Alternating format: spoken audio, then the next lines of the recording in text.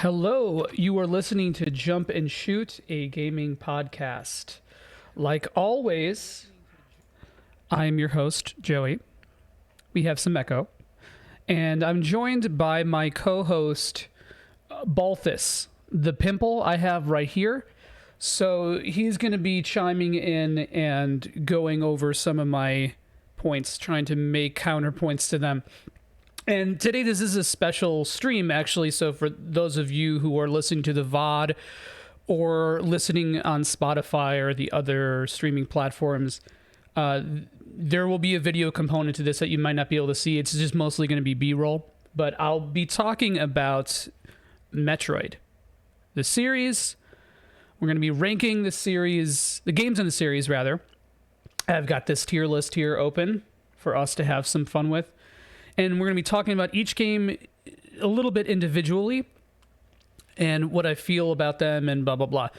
This goes without saying, but this is obviously my opinion. This is not an objective tier list. I'm going to say a lot of things that you probably aren't going to agree with, but that's why it is my tier list, man. Actually, it's not really a tier list. It's more like a ranking. I don't know how best to describe it. But yeah, I mean, it's like, these are all my impressions personally and subjectively. So please don't get bent out of shape. I've already had a little bit of that on YouTube. I guess people forget that things are opinionated in some way. Okay, so I don't really want to waste a whole lot of time, so we're just going to jump right into it. Also, I do want to talk actually a little bit about which game to start with. So if you're not a fan of the series yet, or are just morbidly curious, I am going to briefly touch on what I think is a really good place to start the series on. And that would be Super Metroid. I think that's the best place to start. Now, obviously, that's under the impression that you're not one of those people like me who need to play everything chronologically and everything needs to be in order in some way. If that's the case, obviously you don't need a podcast or me to tell you that you should just play the games in release order or timeline order, we'll go over that when I'm talking about the games individually. But either way, yeah, I mean, that seems obvious. But Super Metroid's a really good starting point because it shows all the major tenets of the series that even permeate the 3D games. And I think the biggest, most important aspect of Metroid to me is definitely the ambience and tone. And you're going to hear those words a lot in this. And I'm experiencing an issue. Hold on one second, of course. Okay, we're good. Yeah, you're gonna hear me say tone and ambience a lot, and atmosphere. Those are three words that are gonna be my touchstones. Sorry, I'm just gonna have to deal with it. But yeah, no, I think that is the most pressing thing, because the gameplay obviously is huge with Super Metroid, but it's not really that makes it a landmark game, although that is definitely part of it. And I think all the Metroid games, regardless of how I feel about their gameplay and how much I critique it, I think they all really, at heart, try to be atmospheric. Now, pinball is kind of an outlier because it's pinball, and it's just kind of like a branded app, right? But Hunters and Federation Force even try to do this to varying degrees of success. So I think that's something that, just transcends the whole series. But yeah, Super Metroid is a really great place to start. Another addendum to this statement is it depends on what you have available or accessible to you and how much effort you want to make to play this series. So if all you have are modern console or just a Switch, then I couldn't think of a better place to start than Super Metroid, unless you're like a really big NES person.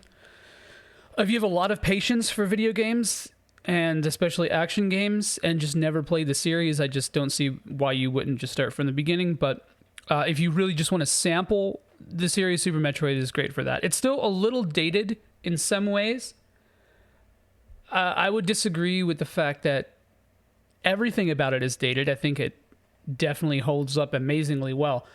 But if you're expecting something along the lines of like Dread's explanation of mechanics or something like that, you're not going to get it, obviously. But again, that goes without saying. I just think it's a really good sampling of everything the series has to offer. The level design, it presents a unique way of going about the world that it's possible that no other game really quite matched. And we'll talk about that in a little bit. But yeah, if not that game, and you want to start with a 3D game, then obviously Prime is the best way to go. Or Zero Mission is also a really good place to start too. If you don't want to play the NES version of Metroid, which I would recommend at least trying, Zero Mission kind of eclipses it in a lot of ways, especially if you have more modern sensibilities, which is another phrase I will be saying probably too much during this podcast. I'm sorry. I was born like this. Okay, so let's go into the rankings. Sorry, this is not going to be the most super fun looking thing. So let's just put these on the board in release order. How does that sound? That sounds good. There's nobody here to tell me otherwise. So let's start with Metroid 1 for the NES.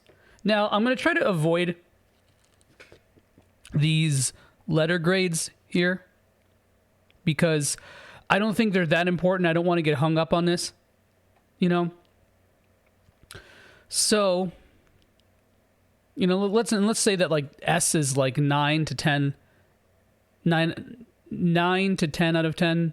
A is like, I don't know, 7 or 8 out of 10. B is like 6 out of 10. C is like a 5 or a little bit around there. And then D is anything lower than that. We'll just like kind of go into this with that ideology. So we're going to start with Metroid 1. And I'm going to put this in A tier. It's one of my favorite games in the series, honestly. And I think it's... Man, so I do want to iterate something first. And that's... Oh, there should not be any sound. Oops. I just played through the whole series recently. And that includes Federation Force and Hunters and even Pinball because I hate myself. So all these are pretty fresh in my mind. So Metroid 1 is an incredible game to me because it was one of the first games I ever played, period. And I think you've probably heard me say this too. If you listen to Jump and Shoot at all, you've definitely heard me say, this is one of the first games I've ever played. And I probably bring that up and brandish it like a fucking weapon. But either way, it really is. Something about like the texture of the doors, the bubble doors here, really stood out to me. Samus's weird head in this game, I've always thought her helmet looks kind of funny. Just little things like that, like the way the ground looks, the texture of the blocks, the enemies, the sprites, the sounds, the whole presentation and experience just resonated with me so much because I think I played this game when I was like 3 years old. We had a handful of we had like a box full of NES games.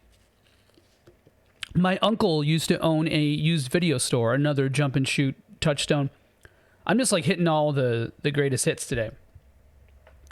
But he owned a video store, and when his store closed, he had a buttload of merchandise. And he gave my dad a big box of NES games, like over 200 or around 200 or something ridiculous like that, because he was the man. So we had so many NES games growing up that were just free for us. And resale market back then was kind of weird, and I don't know. It just like it kind of just it was harder to do. I think most people, boomers especially, would probably just batch sell them somewhere. But so my dad like didn't know how to sell them, so he's like, whatever, I'll keep them. Like I just had a kid, let's save him for my kid. And one of them was Metroid, and the others were like Legend of Zelda, Final Fantasy, Castlevania, Mario Brothers. No, I say Mario the way a true American does. All the classics. So, but I remember Metroid was especially interesting to me because I think it was kind of dark and sparse and sort of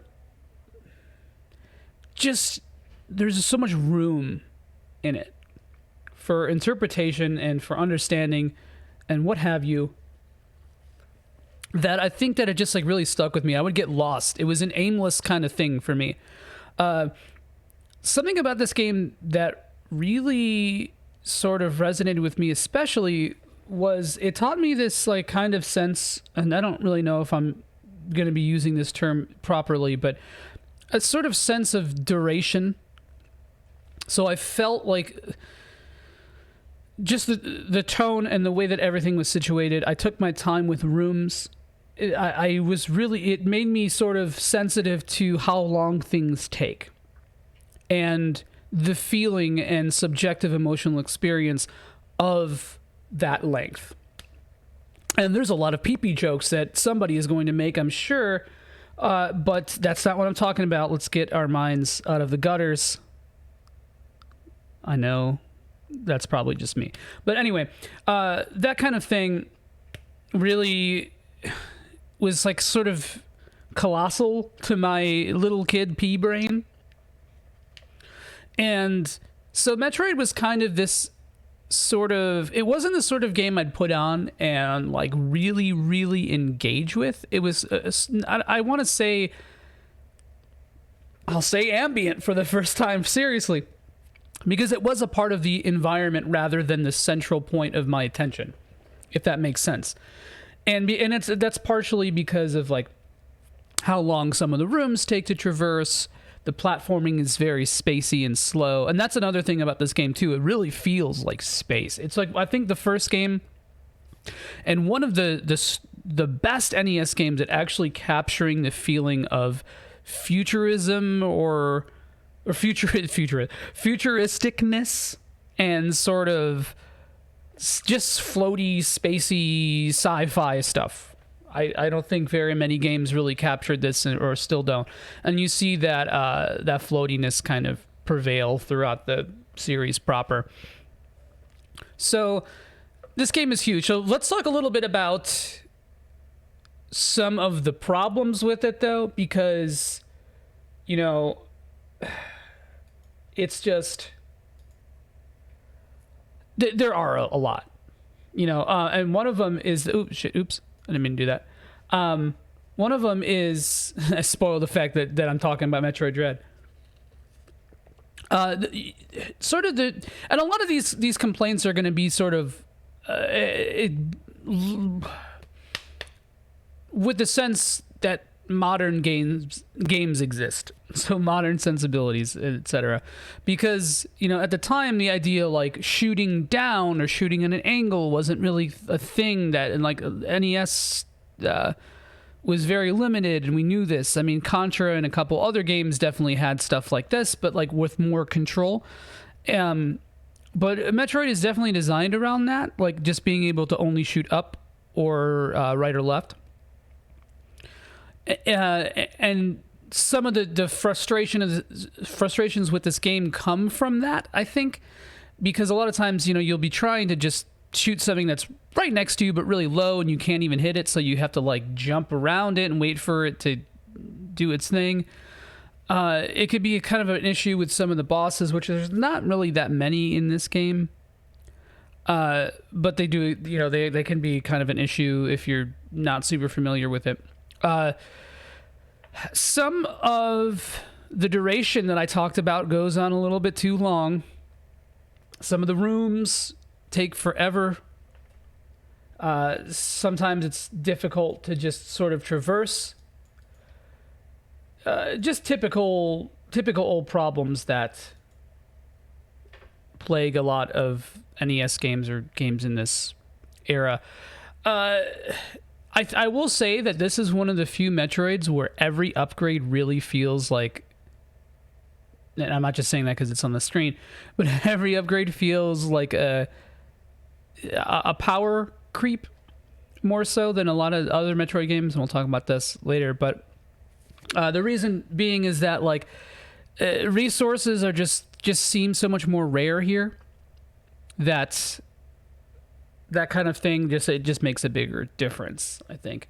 And obviously there's not as many because it's the first game in the series. I think this game was full of ambition. The fact that it really tried to give Nintendo a futuristic IP. Actually, this is a good point too, because using 5 missiles to open a door, not as big of a deal as a lot of people make it, especially in Zero Mission. It's not a big deal, but in this game I could see that being just an annoyance. But yeah, I mean, it's very clear that they wanted to do like an 80s atmospheric sci-fi thing with this, and I think it's very successful. I don't need to bring up stuff like Ridley's name being a namesake for Ridley Scott. Like, all the influences are like they wear it on their sleeve, and I think it's better for it. Okay, so I don't want to spend that much time. I kind of want to spend maybe 10 or so minutes for each game. So let's close out Metroid 1. Really good game. I think it holds up extremely well. It's very fun to go through fast. It's very fun to take your time with, but you do need to have a lot of patience. And speaking of patience, this is a game that requires a lot of patience, and it's Metroid 2. And so I'm putting this in C. I mean, maybe C is perhaps a little unfair because I feel like if we were talking, I was talking a little bit about what number ratings I would assign to these or whatever. And I don't think Metroid 2 is necessarily a 5. Maybe it's like a mid 5 or really low 6. Try not to get hung up on this. But yeah, let me play some footage for this game. I got this as a kid, and I wasn't a big fan of it then. Like, I really wanted to like it because I loved playing Metroid. I think the concept, the main gameplay component of this game is super cool because there's what is it, like 40 Metroids or 42 or something? I don't remember. 30, 38, I don't remember. But there's a certain number of Metroids that you have to run around the map and kill. And you know, the limitations of the Game Boy were huge, even though this came out a little bit after the Game Boy had come out and people were figuring out how to make those limitations work. I really think this should have just been an NES game, and I really wish they had designed it with an NES game. Because let me explain something that a lot of people I'm sure know, but I do need to put it into perspective when I talk about this game. So Game Boy games in general were designed mostly, this is a very generalized statement, obviously it doesn't apply to everything. Game Boy games were designed to be picked up and played anywhere from like 2 to, 50 or 60 minutes at a time. So a lot of Game Boy games were designed under this impetus that you could play it for a couple minutes, put it down, do your thing, right? And so I don't really think that affected this game that much. If it did, it did it in a weird way because save spots, save rooms, whatever, are very sparse in this game, and sometimes they're distributed really strangely, honestly. Because sometimes there's like 2 in quick succession with one another, and sometimes you go huge stretches of the game without it, and sometimes you have to backtrack quite a bit to get to them, which really sucks. Nobody likes that at all. When I was thinking, because I hadn't played this game to completion since I was probably like 10 years old. I think that was the last time that I really played through it until I did this replay. And I was originally intending not to play through it because it is kind of arduous. But I remembered it as a game that was smaller or rather bigger in screen real estate. So I don't know what the proper term for this is. I'm just going to call it sprite scaling. So the scale the sprites to the screen. I remember, I in my head, I remember it being like kind of like the Mega Man games where you didn't have, there was like the whole vertical space was basically just like 3 Mega Mans, or horizontal space is just 3 Mega Mans, and even the vertical space is pretty much the same. But this game actually looks really clean, apart from the constant black backgrounds, but that was in the original. And remember, this only came out a couple years after the original. But it actually looks really clean. Like, it's actually pretty solid. The jumping is really kind of a chore. The spider ball is so slow. I both love and hate the spider ball. I think it's really cool, but I hate how often it's like sort of used for secrets. And this game has a funky thing where there are like refill stations hidden along the map. And I'm not a huge fan of that. I hope you guys are enjoying my auteuristic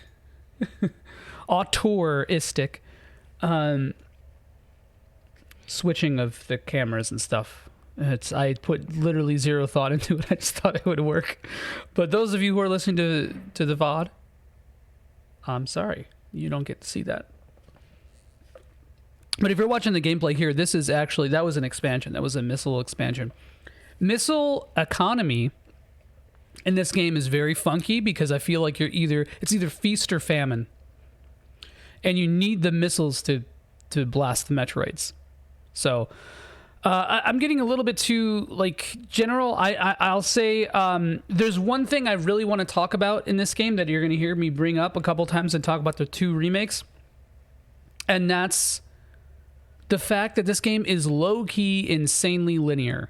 So it kind of reminds me a little bit of FF10 or 13 in this capacity. I mean, I know that obviously this came out way before it, but it's a similar sort of flow and structure, and maybe if you'd ever played this game, you're familiar with those. So either way, what I mean is that the game is very linear up until the end, and when it finally gives you a chance to explore everything. And I say this differently than the other Metroid games because pretty much every Metroid has this where like you can't obviously explore the whole map until the very end of the game when you finally get all the power-ups, etc., etc. But this game especially, because it leads you to a point you can't explore elsewhere until you kill a certain number of Metroids, and then it opens up lava. It's a very sort of regimented progression. And I don't really like that much. I think it was essential for the Game Boy because, again, we're talking about the pick up and play stuff. The game wants to guide you in a way where you're not spending an hour and a half getting lost. But the problem is that does still happen in this game. And sometimes the progression is really esoteric because there's a specific part, I think it's like between the 5th and 6th set of Metroids that you kill, where the game opens up a lava path, and then you go down there, you do the next set, and then you're like, oh, okay, I'm just going to come back here once I kill this next set of Metroids. And then you do, and then that lava hasn't gone down, but lava like further back does. And it like changes the grammar of the game's progression. And there's a lot of little things like that sort of irk me and whatever. I also do not recommend ever playing this game without a map because it's just so many screens look the same. There's a lot of overlap with so much stuff, a lot of reuse and copy and paste of some assets. I'm not really holding that against the game because the limitations of the hardware, etc., etc. But I do think it's important to notice regardless. So I don't think this game necessarily brought the juice that Metroid needed. I don't know if it's essentially like it doesn't feel like a follow-up so much as like a supplemental material, despite the fact that this game has huge story implications and had a lot of potential to be something bigger. And I don't think that Metroid 2's potential was ever fully capitalized on with Samus Returns and A2 or AM2R. I guess that kind of spoils that a little bit, but I don't think that it ever really. I think there was always something about Metroid 2 that was never quite captured and expounded upon in a really meaningful and important way. I do think that this game uses that duration that we talked about earlier. I think it uses it really well in a way, but it also, stuff like this spider ball section that you're seeing here. This is a lot of the game's progress in general, just like searching up the walls. It's very easy to get lost. There's a lot of running around doing nothing, or like just empty screen space, empty hallways that kind of confuse you. Something about it does kind of work really well in terms of tone, and there's the other word, because it does kind of feel like a place that would be a Metroid homeworld. It's sort of suffocating and claustrophobic when it needs to be, and then it has these big open sections. It's an interesting like bottleneck effect where you're going through a lot of corridors, and then all of a sudden there's this huge open room, and I think that both works and doesn't work. I think a big part of it is like because the Game Boy didn't have that much detail in it, those bigger rooms and corridors were sort of harder to gauge. And, there's that very trite talking point about Metroid where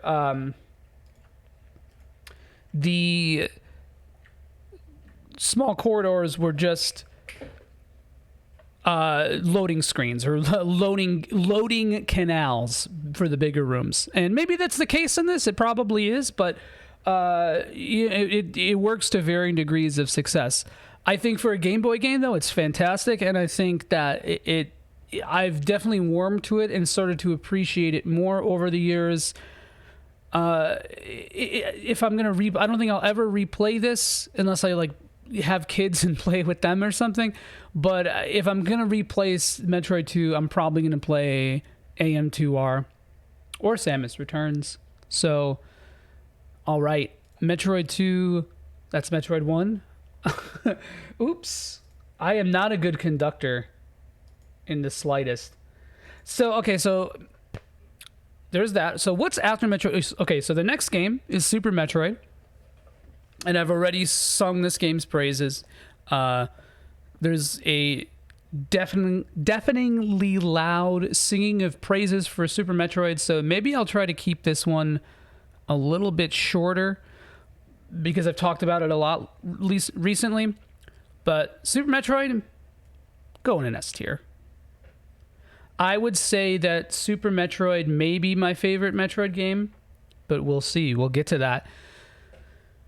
Man, for a long time, I really was sort of contrarian about this game because, I mean, Metroid has been pretty prominent in my life since, Jesus, I was 3 or 4.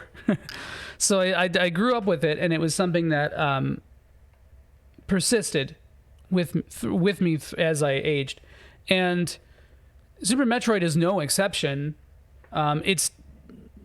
It reminds me more of Aliens than Alien, and this is probably another trite Metroid talking point, and we'll get to this a little bit more as we go further down the series. But yeah, I mean, I think I went through a contrarian phase where I thought it wasn't as good as it is, and boy howdy was I wrong about that. Arrogant to say that, a little hard-headed. Not that I like thought it wasn't a good game, or like I just kind of said it was overrated. And I don't think that anymore. I think that this game really does have a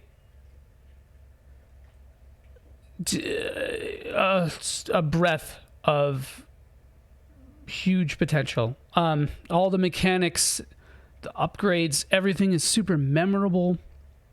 all the rooms are laid out so interestingly and with so much care. The big small kind of dynamic that we were talking about with Metroid 2 is really sort of perfected here, even though sometimes there's a little bit too much corridor stuff. I will say that there's a lot of sections of this game where you're kind of just like running through, jumping and shooting, kind of just aimlessly. But I think that's sort of Metroid in general. Chrono Trigger is S tier. Reading the chat, I have no problem saying that. I will also critique the hell out of Chrono Trigger, though. Anyway, I do think Chrono Trigger is actually a good analogy because I feel like this Super Metroid gets a lot of the same praises that Chrono Trigger does, where people think it's the end-all be-all of the genre sometimes. And I think that's maybe perhaps a little bit more true for Metroid than it is Chrono Trigger. But either way, that's what you get for distracting me with anything. Yeah, I just like the way that I think the thing about this game that really stands out the most to me is the way that it teaches by showing and rather than telling. There's that obviously overused talking point, but very on point talking point of the animals teaching you how to shine spark. This is the fourth time I've had that verbal flub on stream, but the animals teaching you how to shine spark, little things like that. The way that when you first get an upgrade, the game has like what I like to call tutorial rooms, where it sort of shows you how it works and the mechanics of it by just putting things in front of you for you to have to figure out. I also think this game has that same sort of super memorable visual style and texture that the first game did that I talked about with like just the blocks, the feel. The sound design in this game is amazing, dude. It is amazing. Sometimes the sound effects are a little too loud, but like the fact that this game basically channels an ambient track is like so sick. The whole just oral tone of it is fantastic, and the music, when it gets melodic, it gets melodic in places with extremely memorable level design. So this there's this underscoring of the music to say, this is the good shit. We put some extra juice in here. A really good example of this is what's the lava place?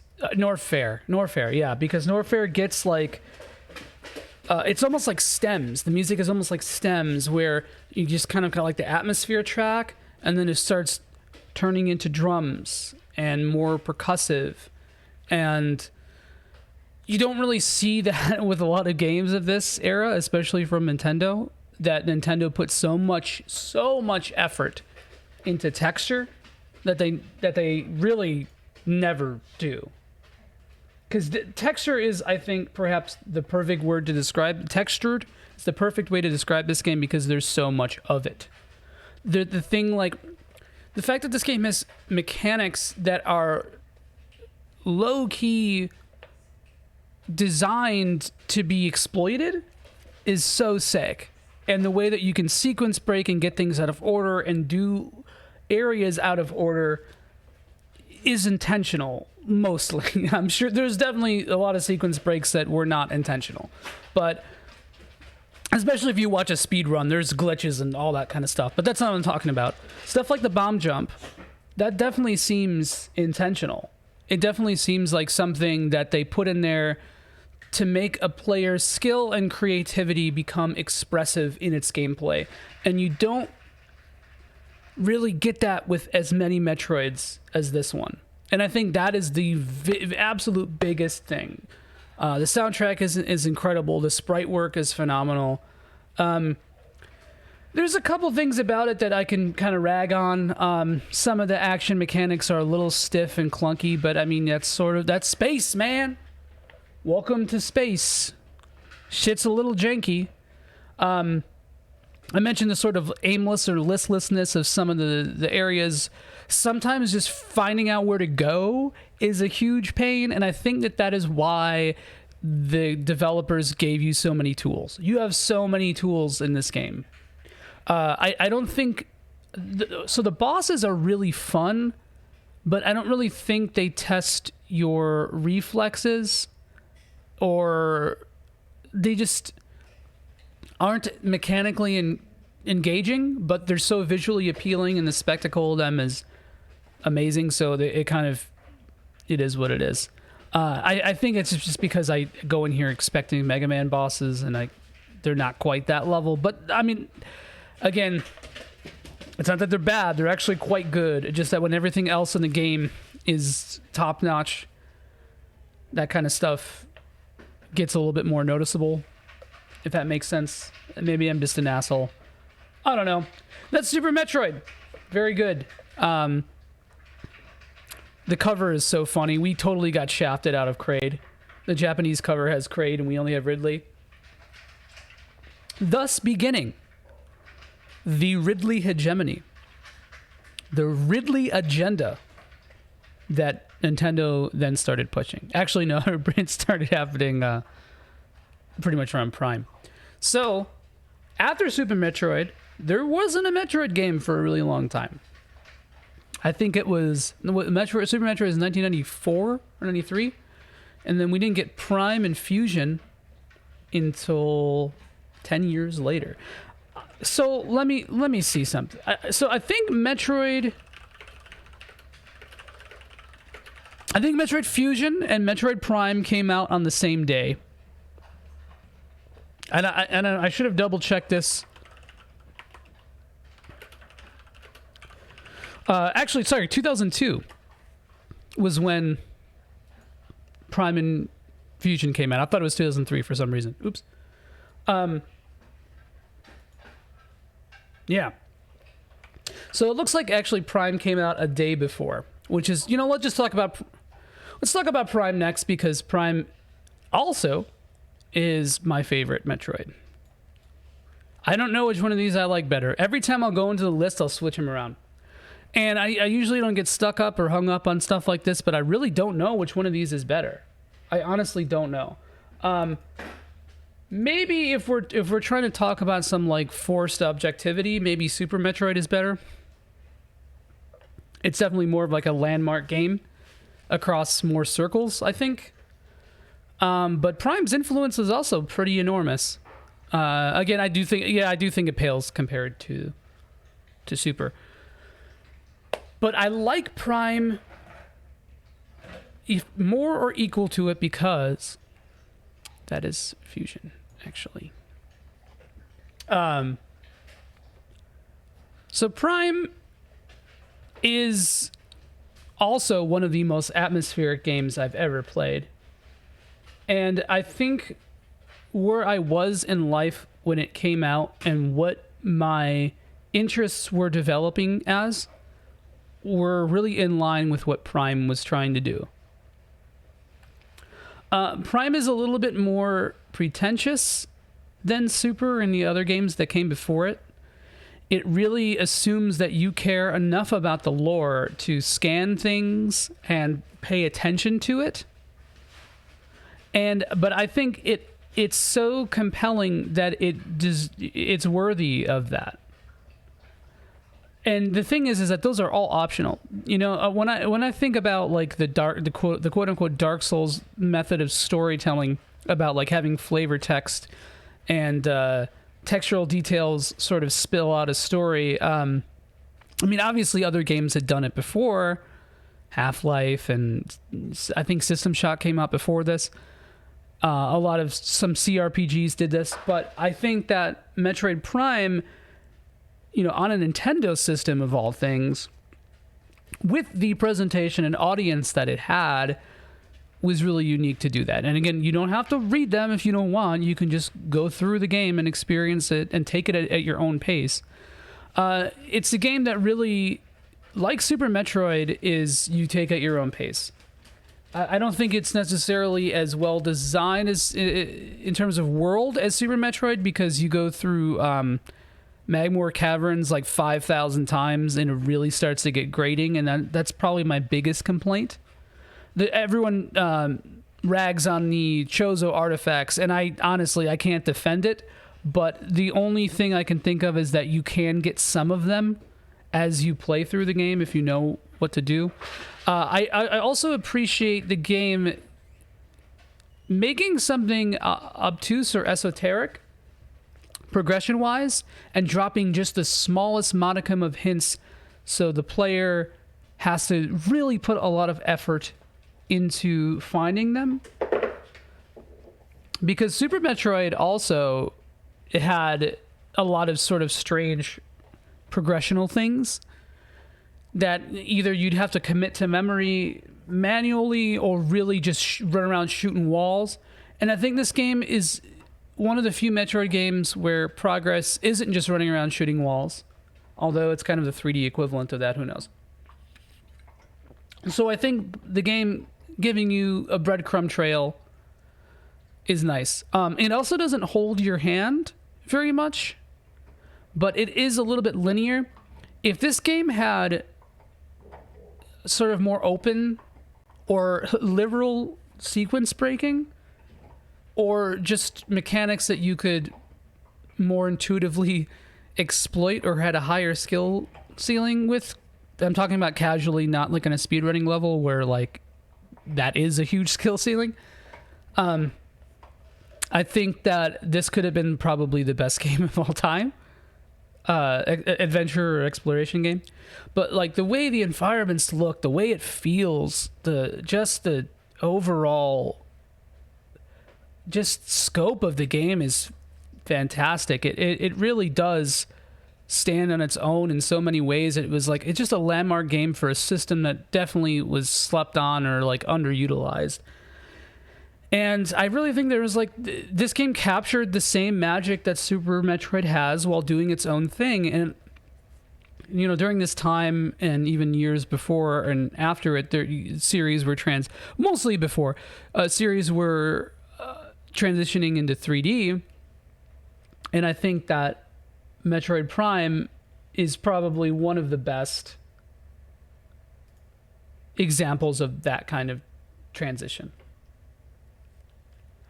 And I really can't, maybe Mario, I don't know, Zelda kinda, but it does feel like Super Metroid. And I remember, let's talk a little bit about the nostalgia of this game.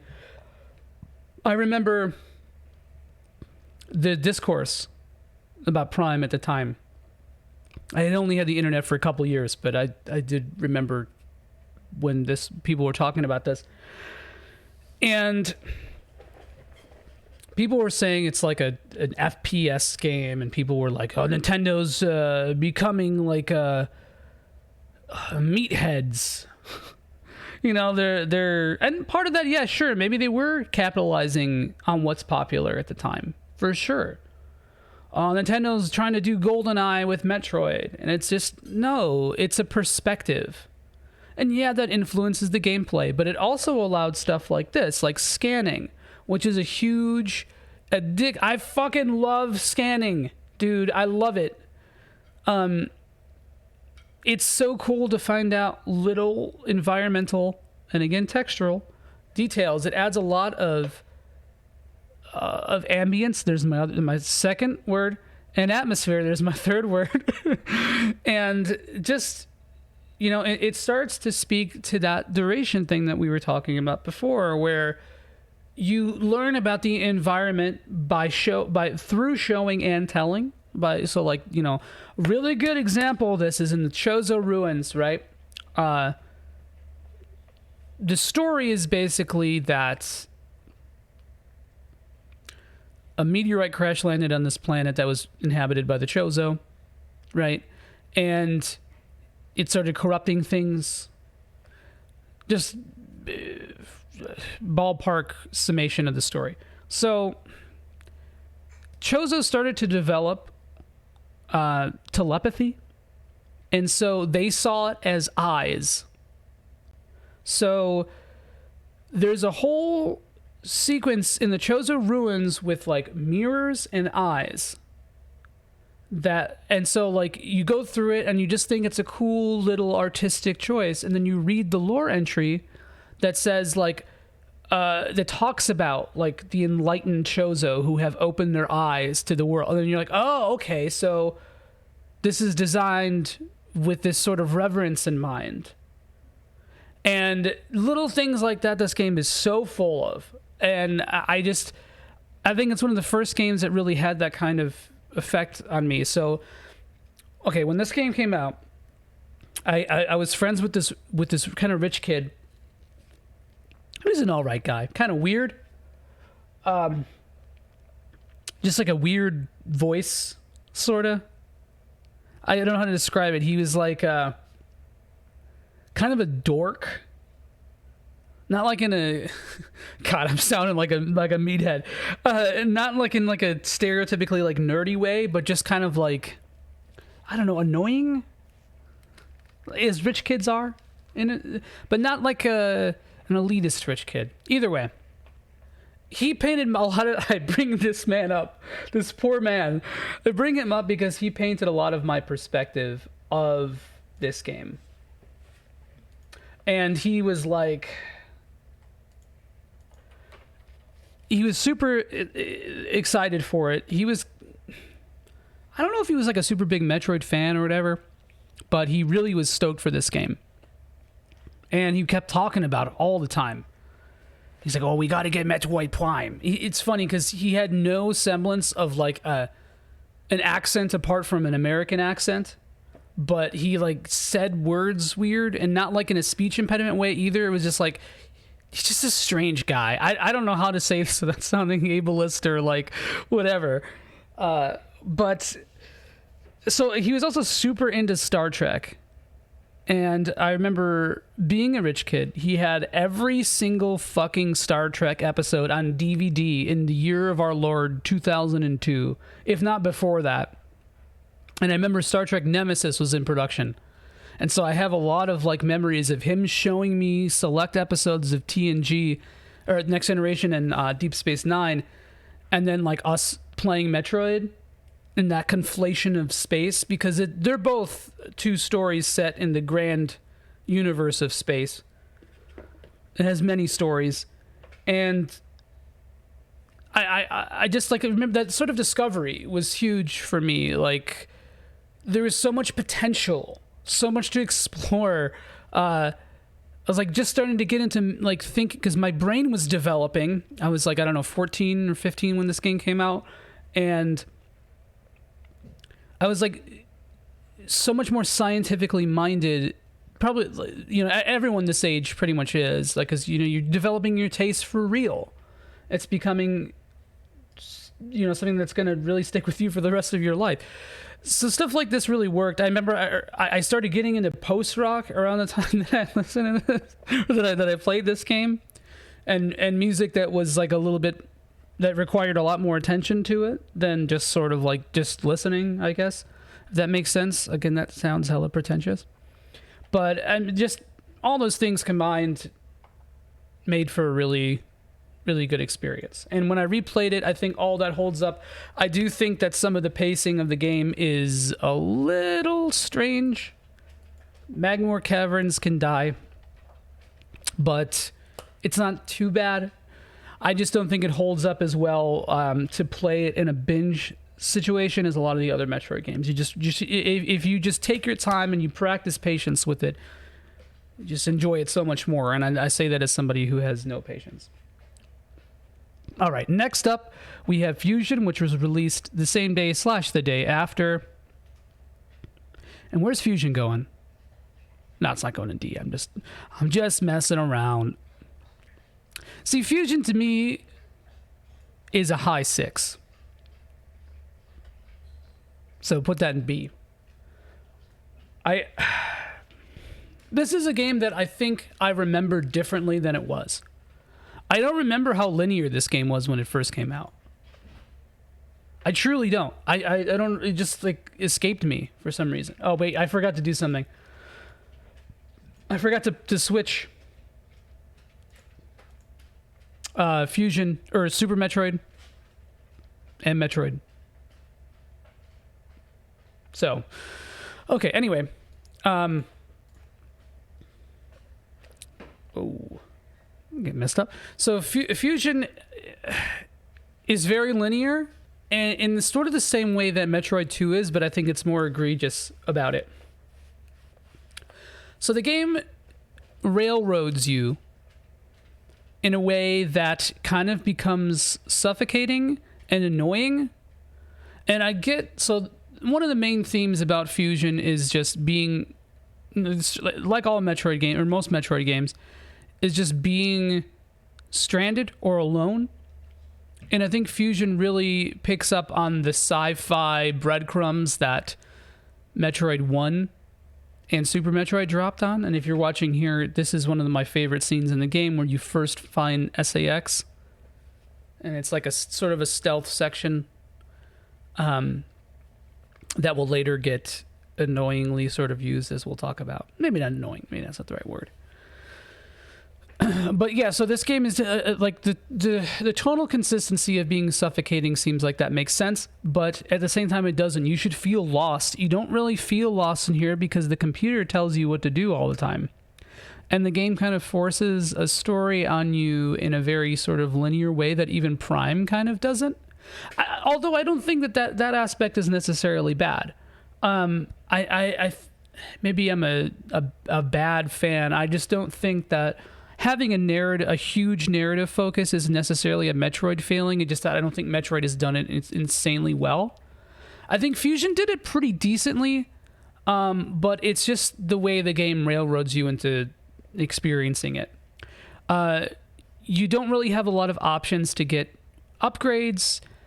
It's nice that the sort of, not warp system, but the way that the world is connected is a lot more respectful of your time. It's a very short game, so it feels a lot more condensed, and like even you don't really have that much time to ruminate on how much the experience doesn't vibe with you, because even Metroid and Super Metroid, Metroid 2 were very linear at first, and then they sort of open up more as the game progresses.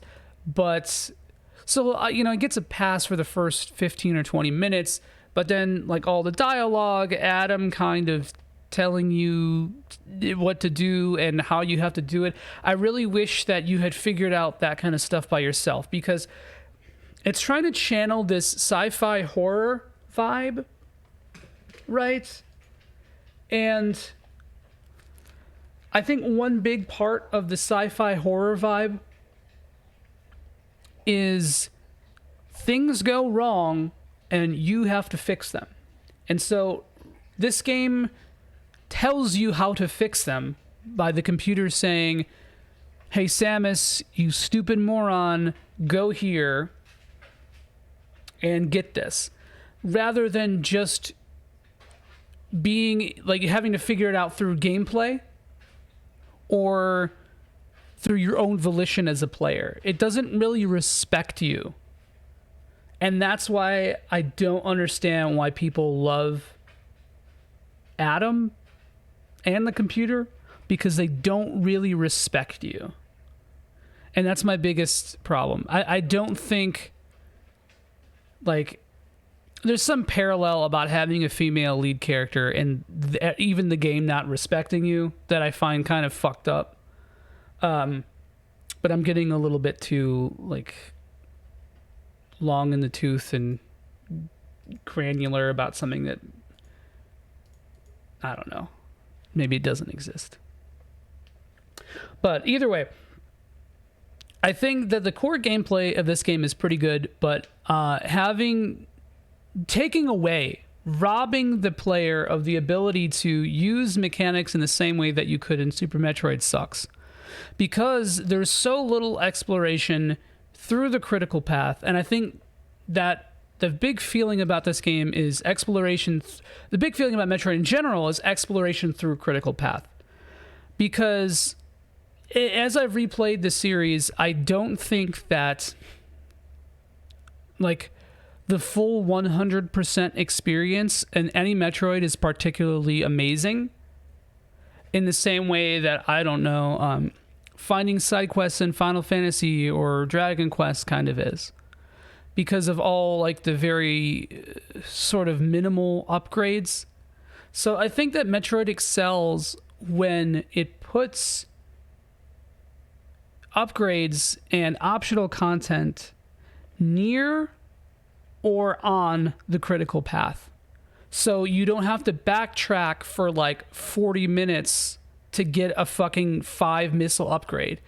And so like the way I play these games, and maybe other people don't, is that like I constantly do this weighing, this scale in my head of like, how efficient would it be to go back for this now compared to later when I will get another upgrade and be able to get something else in the same room that I probably can't get right now. And there's always that mental balance, that constant like, do I like the time economics that I play with myself.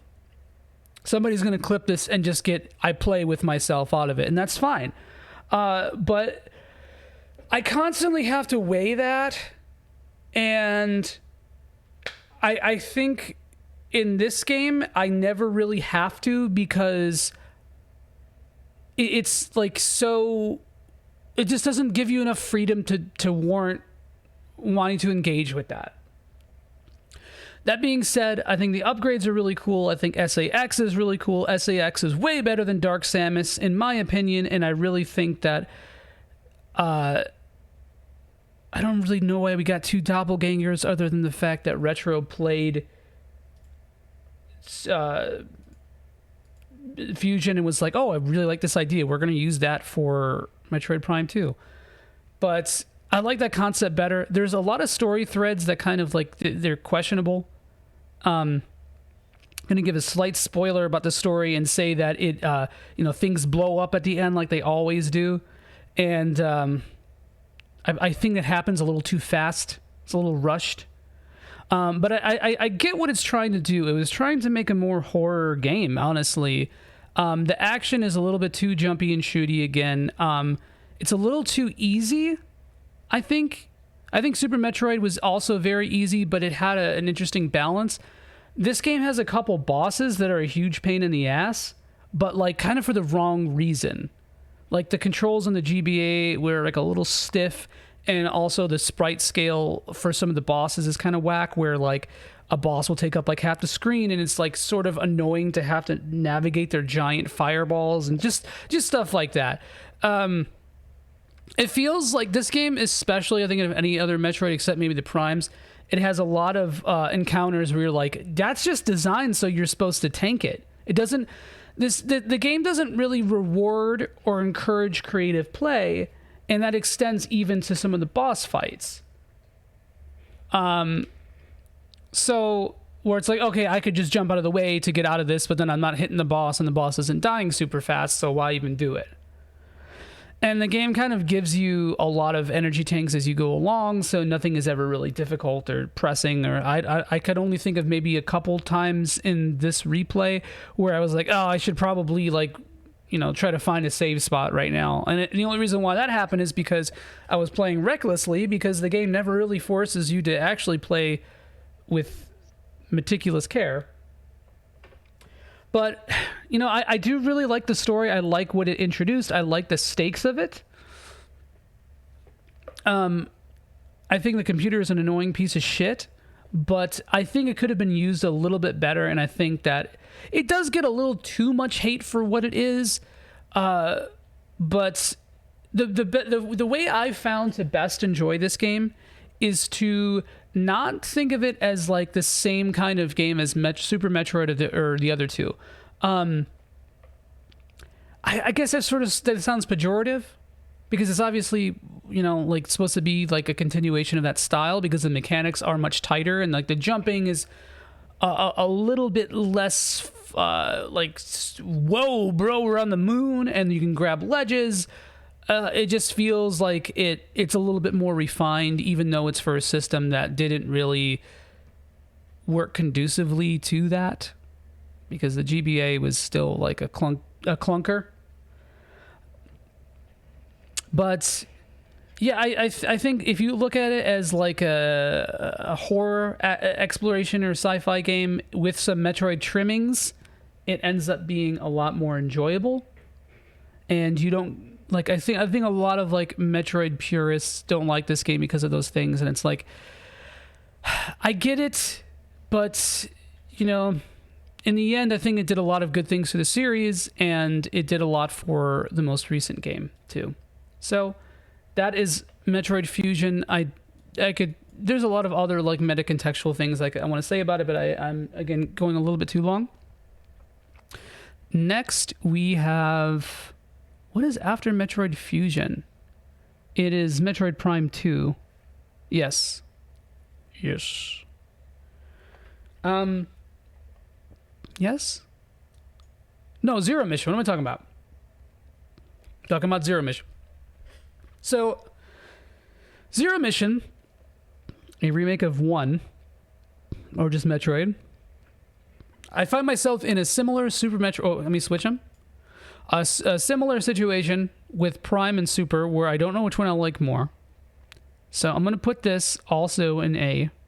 I think ultimately I would much rather play Metroid Zero Mission, but I think the original is the more landmark game, has way more of a legacy, obviously. But as much as I appreciate all of Zero Mission's additions, I don't think it hits me emotionally or just marvelously as well as the original game does. And I remember when this came out, I was like, whoa, I'm never going to play the original again. This is so much better. And I realized as I got older that modern convenience doesn't always mean better. So let's talk about Zero Mission. Oh, how'd this happen? 1 second. Okay. Zero Mission is really solid. It definitely adds a lot of... Like, I feel like the original Metroid felt bigger, but a big part of that was just the limitations of the NES and its sort of design. It feels a lot bigger, and Metroid Zero Mission condenses a lot of that stuff. It makes combat a lot more fluid, unsurprisingly, but it also makes the game a little too easy. And it's a very short game also. Oh, I know what happened here. I see what happened. There we go. I don't know if that's going to affect the... Sorry, I'm trying to juggle this video and the audio at the same time. Yeah, it's a very short game, and it has a whole additional sequence at the end that was not in the original, and it adds this, and I didn't really talk about this yet because I was saving this subject for this game, but it adds this amazing power trip to the end of this game where when you have all the upgrades and you're at the end game and you feel like the most swole woman on the planet. It's so sick. I think it works really, really well. I think it adds a catharsis to the game in a sort of typical RPG fashion where a big part of the fun of RPGs, at least to me, is getting stronger. And you really see that in the end game of Zero Mission especially. I think that might be the best example of it. Except some of the epilogue parts of the other games where Metroid does this thing where at the very end after you kill the last boss you get some absolutely busted upgrade where you escape the area with that upgrade. And Yeah, I mean, like apart from that experience, I mean, Zero Mission does. It does a really good job of visual clarity compared to even Fusion, I think. And I noticed this especially when I played it back in the day. It was a lot better to play on the GBA. Ooh, that I don't know how that happened. Sorry, one sec. Yeah, it was a lot better to play in the GBA than Fusion was. But I did think I got a Game Boy player on this time, so that elevated my experience a bit. I think one of the things I don't see a lot of people talk about with Zero Mission is that, so the whole first 80% of the game feels like, I call it the editor's curse. So what happens a lot when you're editing something, writing usually, but the perspective I'm talking about is just like when you're editing, writing, a lot of times you'll start from the beginning of something. So let's say I'm writing a book and it's 100 pages. I'm going to be editing the first 20 pages probably the most, because I'm going back and I want to make sure it starts off strong and I want to, do all that kind of stuff. And I think this game suffers from that real hard, because it feels like the first 80% of the game is super, super nuanced and fleshed out and just well designed and balanced. And it looks like they took every little pixel of the original and thought about how to apply that to a remake and so on and so forth. And even though the mechanics and all the additions, like stuff like the speed booster and all that kind of stuff, the charge beam, even though like that still like holds up throughout the entire game, I do think that the last 20%, and not just the Chozodia stuff that got added, but just pretty much after Ridley into the end of the game, it just feels like there's not as much polish in the level design. And I may be like projecting something there. I may be just maybe fatigue. I don't know. Not really, because these games are short. I don't know. But it's possible. I just don't think that it has as much polish. And that doesn't necessarily mean that that they did a poor job or they were lazy. I hate using that word, because the developers are very, very rarely ever lazy. It's just not a field where you can be lazy, because if you are, then your game has 8,000 glitches and it's unplayable and tanks, and then everyone's very mad at you. But no, I'm not trying to imply that. It may have been a budget thing, because budget things are always things. Amazing sentence. Fantastic wordplay by me. But, I do think it's something that's sort of noticeable in this game, and maybe the original kind of suffered from it a little bit too. The upgrade pacing is really interesting in this, because you get a lot of stuff that ends up being unusable until a little bit later, which I think was a nice touch. It added a little bit of mystery to the game, which I think only a few Metroids really ever get that mystery right. I think Fusion did a really good job, actually, of that, and I didn't really get to explore that. I didn't explore that in the last, when I was talking about Fusion. But yeah, this game does that really well. Prime does that really well. Obviously, Metroid 1 didn't really have a lot of room to work with, and neither did 2, so those are whatever. Super Metroid kind of does, but the thing about Super Metroid versus this game is that, in a lot of ways, this is not the first remake. I feel like Super Metroid was especially iterative of the first game, down to the bosses, and obviously the setting and exploration feels very iterative of the original Metroid, almost like it was trying to replace it. Like Super Metroid was trying to replace the first one rather than being the third game in the series. And I think that this game definitely tries to replace Metroid 1. But this is in the early days of remakes, too. Let's not forget that. Either way, I would say it's one of the better remakes ever. because it just makes an already good experience better. And I think it adds story to something that didn't have very much and adds some texture here and there. And that's Zero Mission. Next. Wanted to mention this.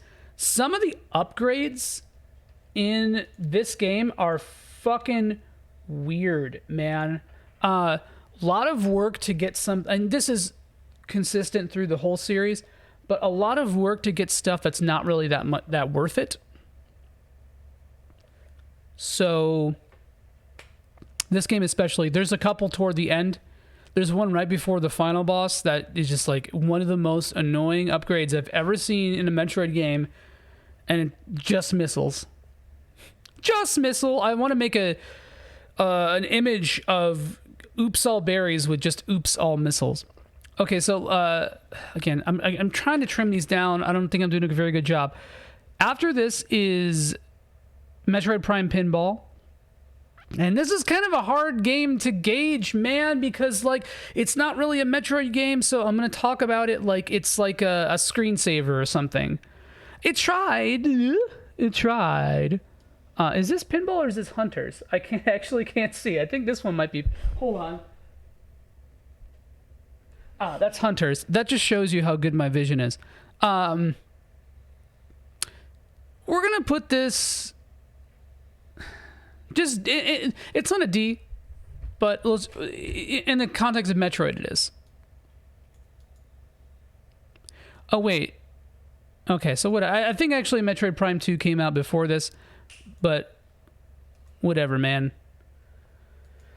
So Metroid Prime Pinball is not a lot to say about it. It feels like getting a new family PC, and before you tank it with System of a Down Legend of Zelda.mp3 that has 17 Trojans, while you're waiting for that to download, you boot up the old Windows Pinball.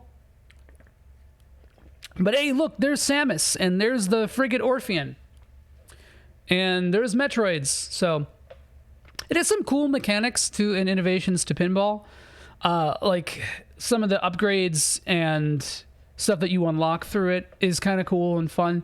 The scoring is really weird because there's stuff that like gives you a shit ton of points, and you're like, oh well, that feels good, and then you do something like absolutely nuts pro gamer move and you get absolutely nothing for it.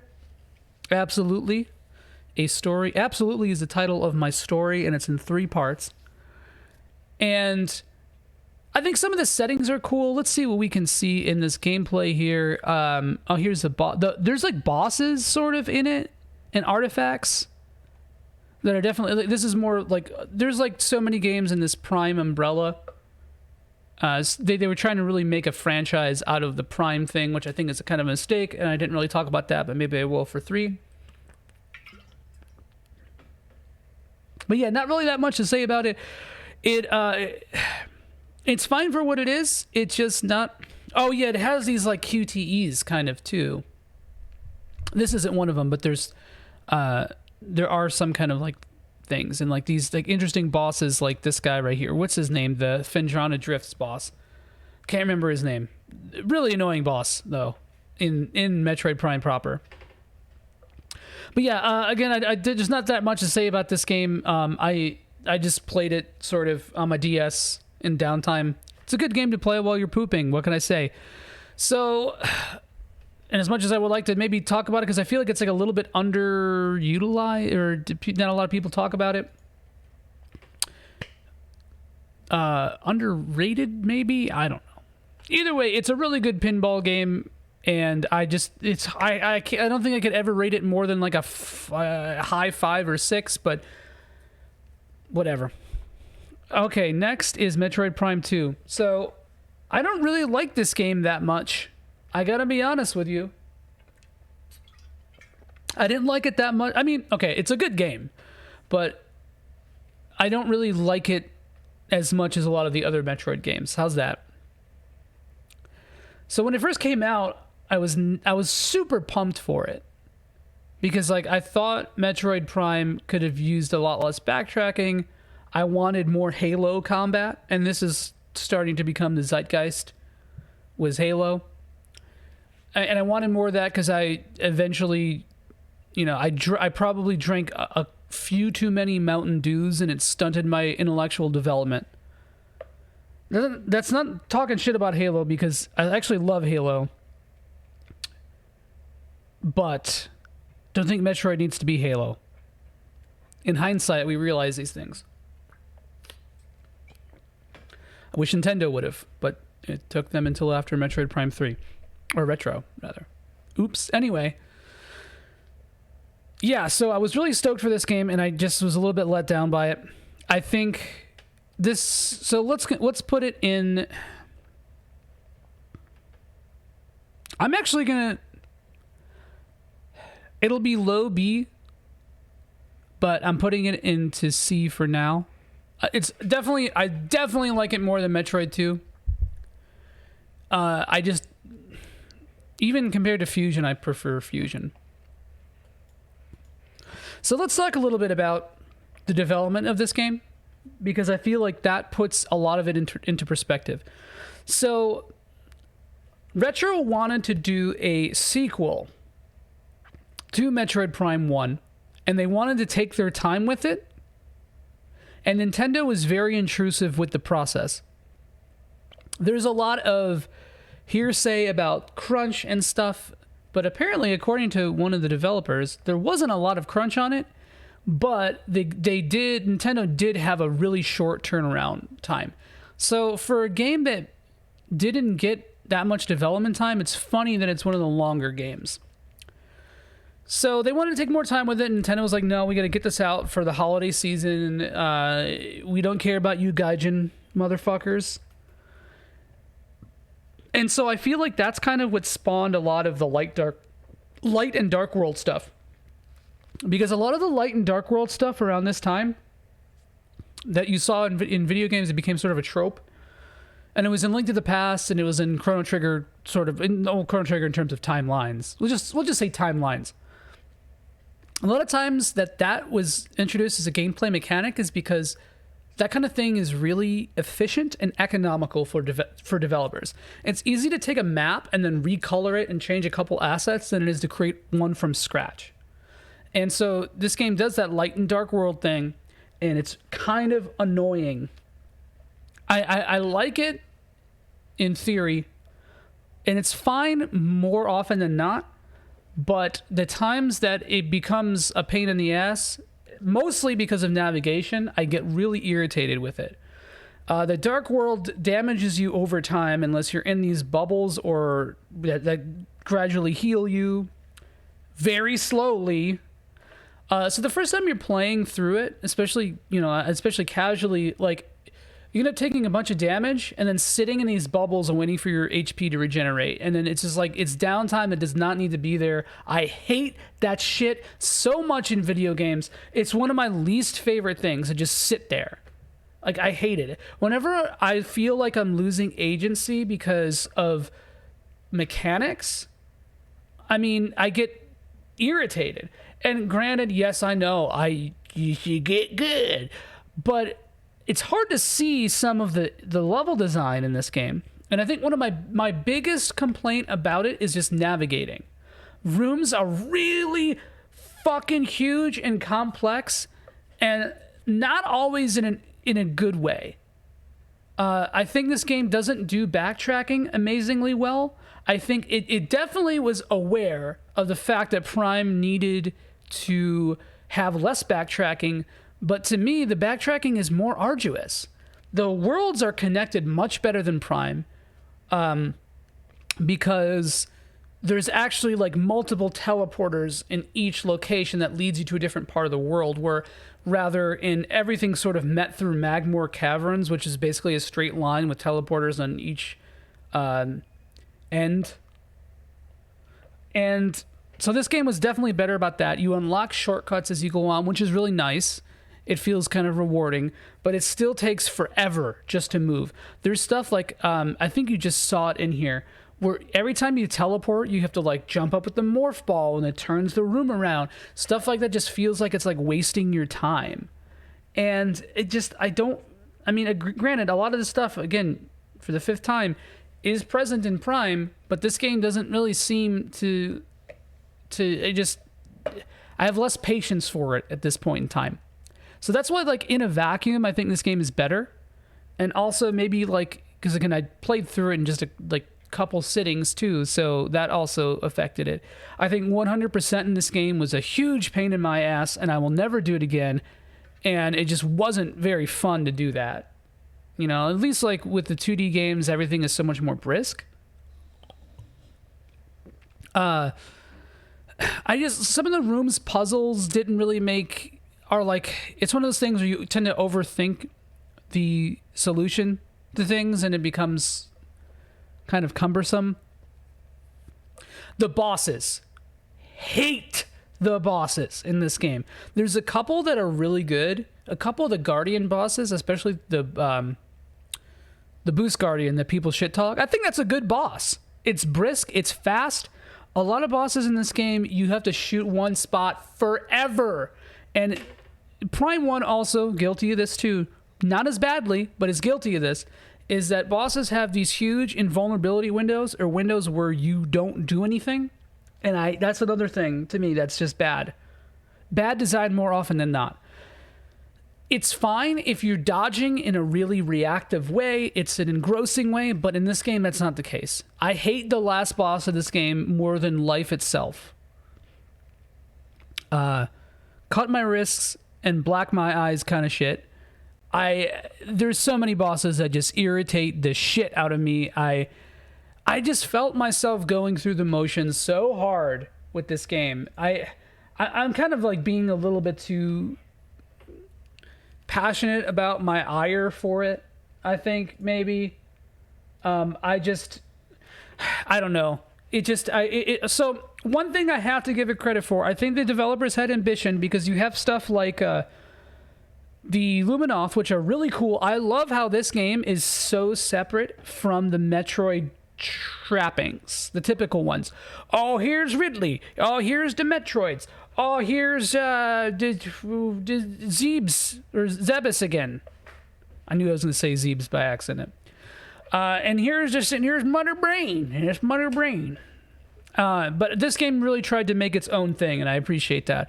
Also, Retro went out of their way to make sure not to reuse assets, apart from stuff like the UI and, you know, stuff like the maps, that kind of stuff. But like environmental assets and things like that, locations, they tried to not reuse stuff from Prime 1. And I think that rules really hard. All right. That's all I really got to say about that. Let's talk a little bit about... I may have to do 2 streams. You know what? Yes, let's do that. I will continue this with the rest of my ratings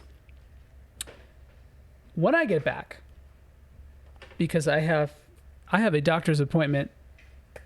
So this is good too, because we can talk about the other games in a little bit more detail without me having to rush.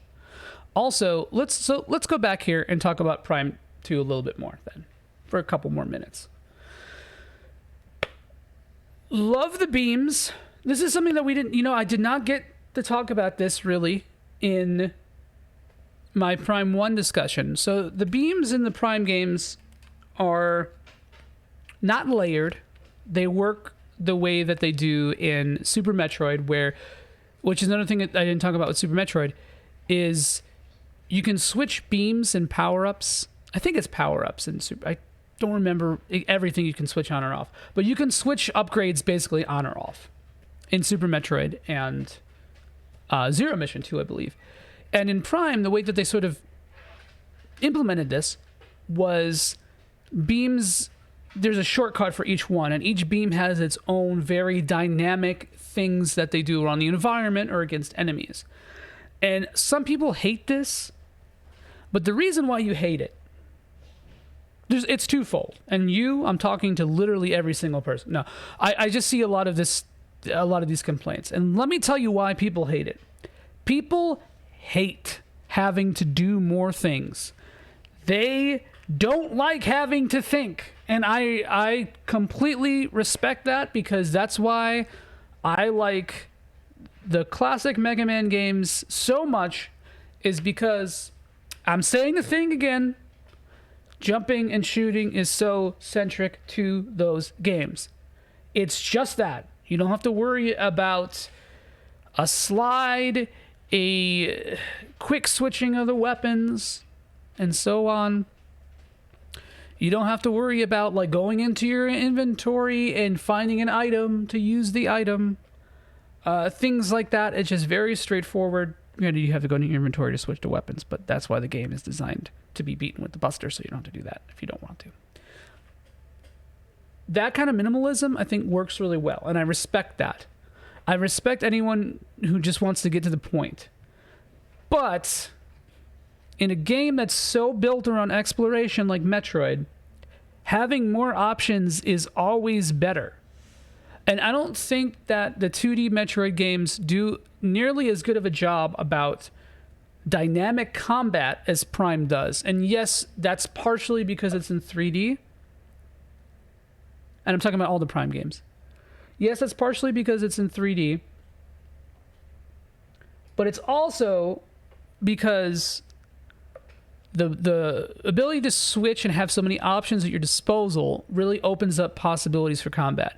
And that doesn't mean that the Prime games necessarily use that amazingly well, because a lot of the combat encounters outside of bosses very rarely require multiple different types of weapons or weapon switching, apart from a select few. But just having that there is nice.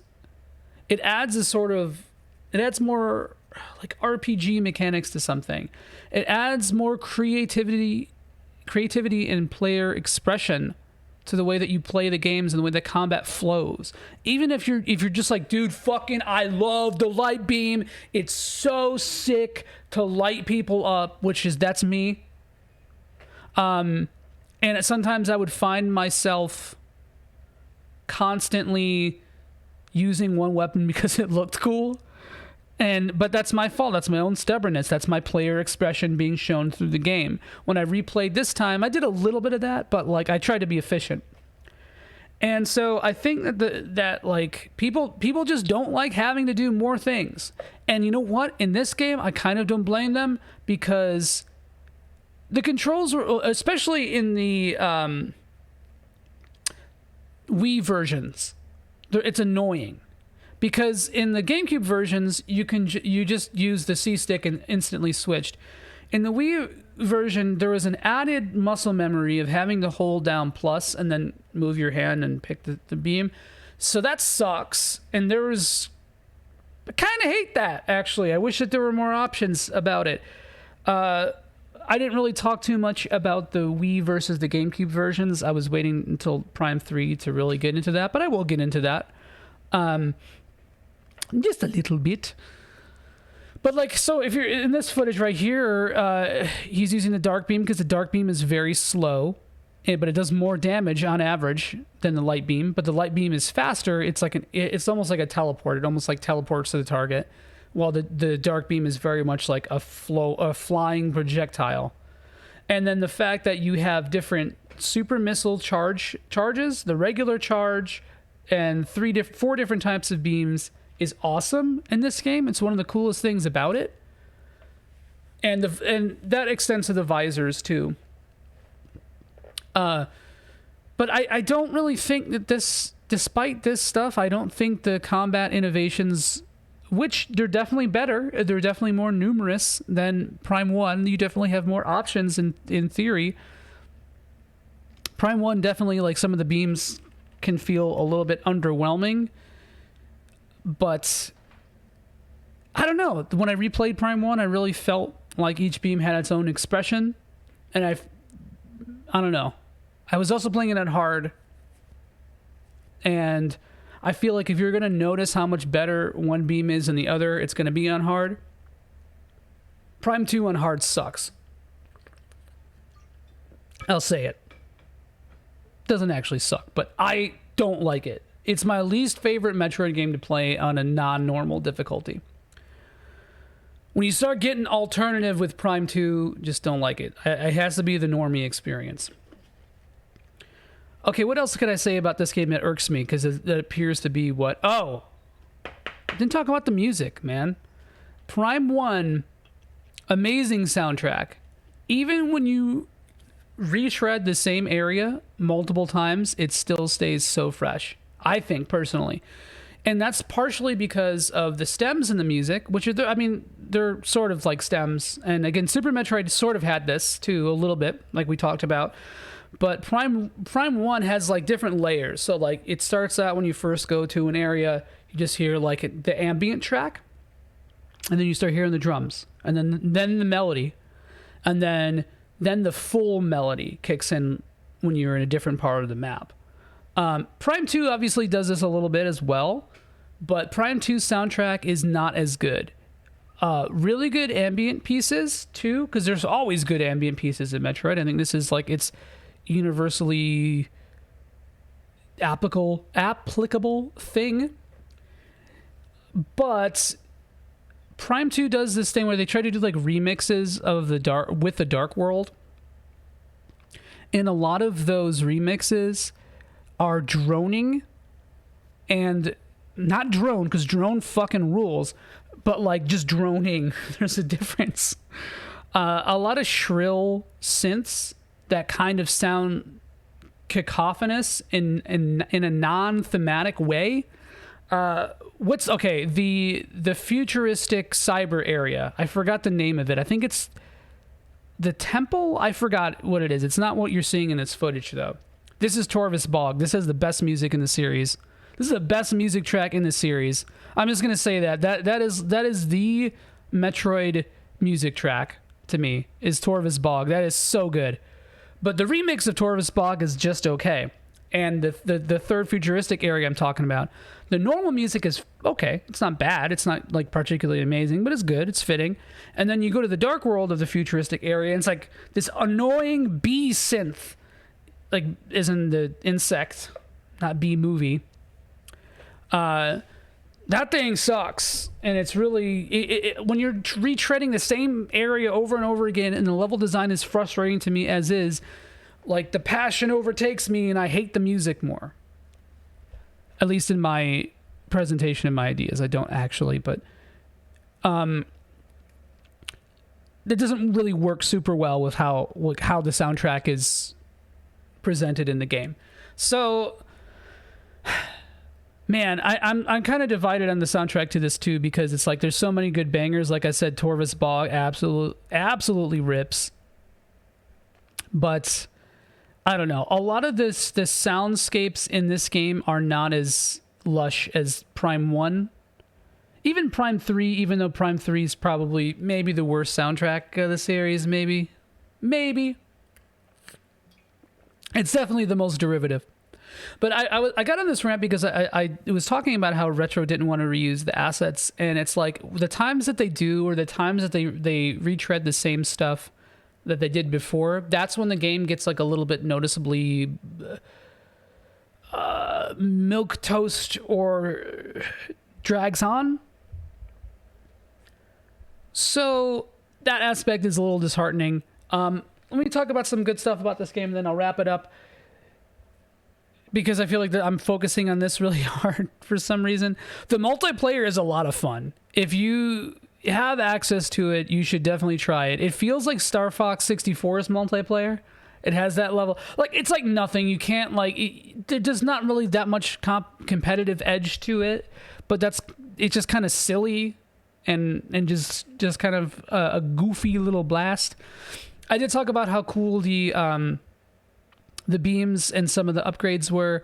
I think there's a little bit too many upgrades in this game where it starts to feel like, and this is why I kind of go through the motions with it, because you're like, okay, now I gotta get the X-ray visor, and now I gotta do this, and it's like, okay, I know what to expect. You sort of know what to expect more with this game, because it seems that that's when it starts to reuse Prime stuff.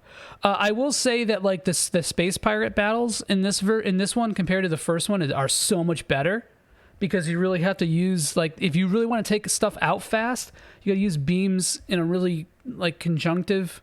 Is that a word? Does that apply here? I think it does. You have to use them in conjunction with one another in a very satisfying way, I think.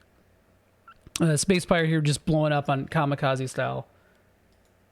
But yeah, all I'm going to say else about Prime 2, the light suit is amazing. It's worth playing for that reason alone. It's cool to see a story in a world that doesn't rely so much on the typical Metroid fare, even though it feels welcome to the universe. I like that. Those are the good things I can say about Metroid Prime 2. And again, I don't really hate it, but I think it's important to talk about it in this critical way because it's a good way for me to sort of talk about all my issues with the with the GameCube era Prime games. And also it opens the floodgates for when I think Metroid started to become a little bit more problematic, I guess.